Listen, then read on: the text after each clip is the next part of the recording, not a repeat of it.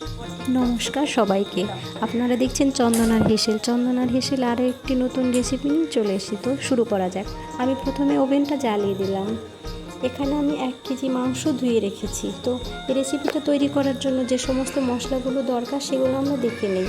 প্রথমে গোটা গরম মশলা নিয়েছি, কাঁচা লঙ্কা, আলু, রসুন, আদা, গোটা জিরে, তেজপাতা, ধনের গুঁড়ো, হলুদ গুঁড়ো, নুন, কুচনো পেঁয়াজ, এগুলো আমি নিয়ে নিয়েছি।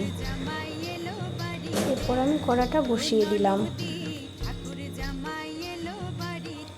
আপনারা কে কীভাবে রান্না করেন আমাকে একটু জানাবেন। এটা খুবই সামান্য একটা রান্না। তো এই রান্নাটাই অসামান্য হয়ে যাবে যখন আপনারা এটা ভালোবেসে রান্নাটা করবেন, পরিবেশন করবেন বা কাউকে কোনো কাছের মানুষকে খাওয়াবেন। তো আমি কড়া গরম হয়ে গেছে, তার জন্য আমি তেজপাতা, গোটা গরম মশলাগুলো ভেজে নিলাম। হালকা করে ভেজে নেব। এরপর আমি সমস্ত মশলাগুলো পেস্ট করে নিচ্ছি। আদা, জিরে, তেজপাতা, কুচনো পেঁয়াজ, অল্প একটু নুনও দিয়ে দিয়েছি আমি। আপনাদের ইচ্ছে হলে দেবেন, ইচ্ছে না হলে দেবেন না। আমি এভাবে দিই তাই বলছি। এরপর আমি ধনের গুঁড়ো, হলুদ গুঁড়ো, একে একে সব মশলাগুলো মিক্সিং জারে দিয়ে দিলাম। এটা আমি পেস্ট করে নেব। মিহি পেস্ট করে নেওয়ার জন্য একটু জলের তো অবশ্যই দরকার, তাই আমি এর মধ্যে একটু জলও দিয়ে দিলাম যাতে পেস্টটা ভালো হয়। আগের দিনে তো সবাই শিলপাটায় বেটেই খেত, এখন তো আর মানুষ সেভাবে শিলপাটা ব্যবহার করে না, মিক্সিং জারেই আমরাও করে নিই। তো আমার মশলা করা হয়ে গেছে। এবার আমি মাংসটা ম্যারিনেট করে নেব। তাই আমি প্রথমে নুন দিয়ে দিলাম, এরপর কুচনো পেঁয়াজ। আমি পুরো পেঁয়াজটা দিইনি, কিছু পেঁয়াজ আমি পেস্ট করে নিয়েছি, কিছুটা এখানে ম্যারিনেট করার জন্য দিয়ে দিলাম, আর কিছুটা আমি রেখে দিয়েছি, যেটা আমি কড়াতে লাল করে পরবর্তীতে ভেজে নেব। দেখতে পাবেন আপনারা, সবাই সঙ্গে থাকুন।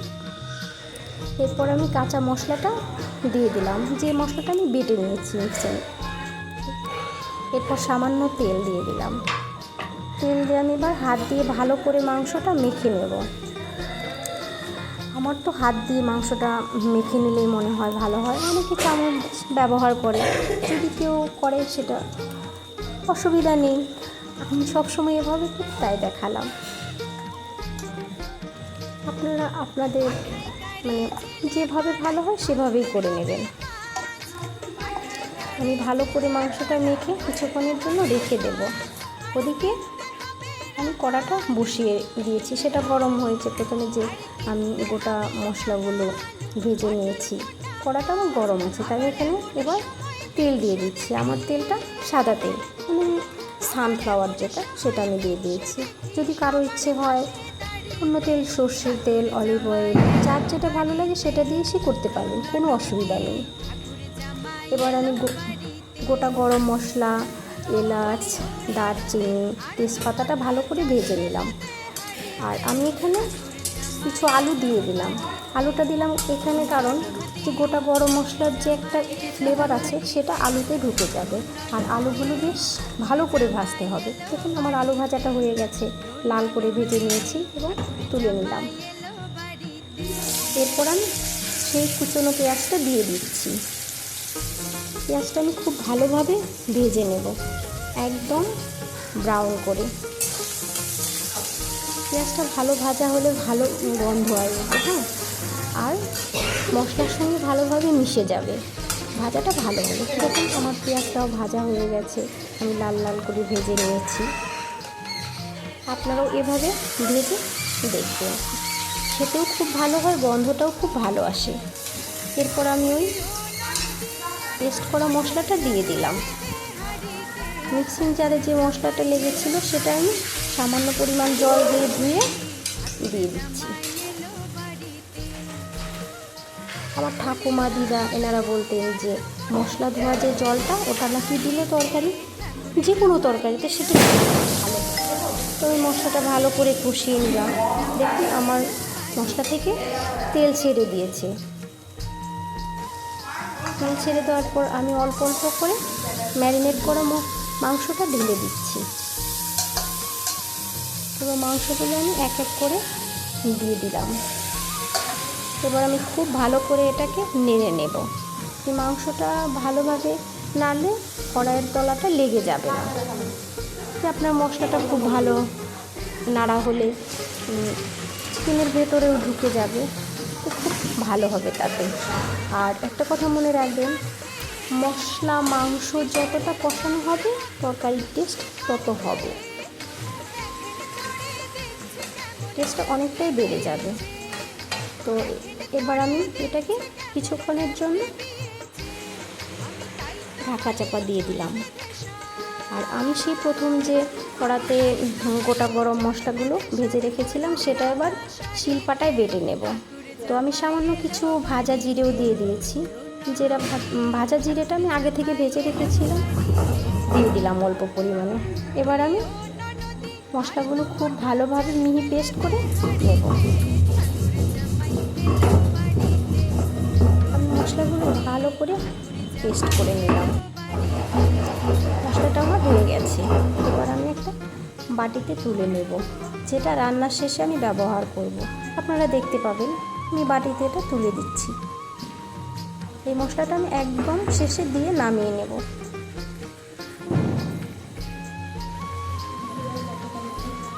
আমি বাটিতে রেখে দিলাম। এই তো, পরবর্তীতে আমার যতটুকুন লাগবে আমি ঠিক ততটুকুন ব্যবহার করব। এবার আমি আবার মাংসটা ভালোভাবে নেড়ে দিচ্ছি নিচে। দেখুন তলাটা একটু লাগেনি। সেই ভেজে রাখা আলুগুলো আমি এবার দিয়ে দিলাম।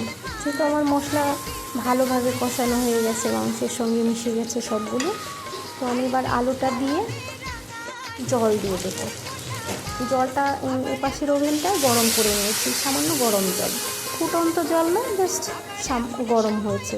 এতে কী হবে বলুন তো, ঝোলটাও ভালো লাগবে আর আপনার সময়টাও বেঁচে যাবে, রান্নাটা তাড়াতাড়ি হয়ে যাবে।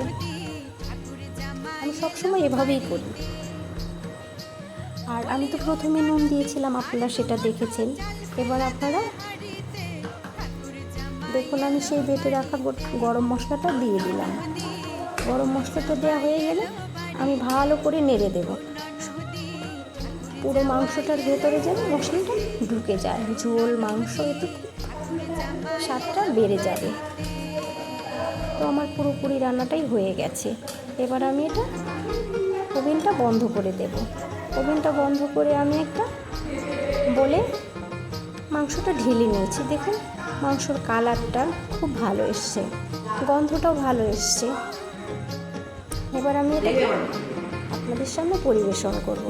আমাদের দুপুরের খাবারে সেদিন ছিল সাদা ভাত, একটা কাঁচা লঙ্কা দিয়েছি, ডাঁটা শাক ভাজা, মাছের ঝাল, আর ওটা আমি ঘরে খাওয়ার জন্য করেছিলাম একটা সবজি ডাল। আর ওগুলো আমি ঘরে করেছি বলে ভিডিও করিনি, আপনাদের দিলাম না, মাংসটাই শুধু দিয়ে দিয়েছি। তো আপনারা দেখুন, ভালো লাগলে অবশ্যই লাইক কমেন্ট শেয়ার করবেন। আর সবাই কষ্ট করে আমার ভিডিওটা দেখার জন্য সবাইকে ধন্যবাদ। কোনো ভুল হয়ে থাকলে ক্ষমা এবং সুন্দর দৃষ্টিতে দেখে নেবেন। সবাইকে ধন্যবাদ। ভালো থাকুন সবাই।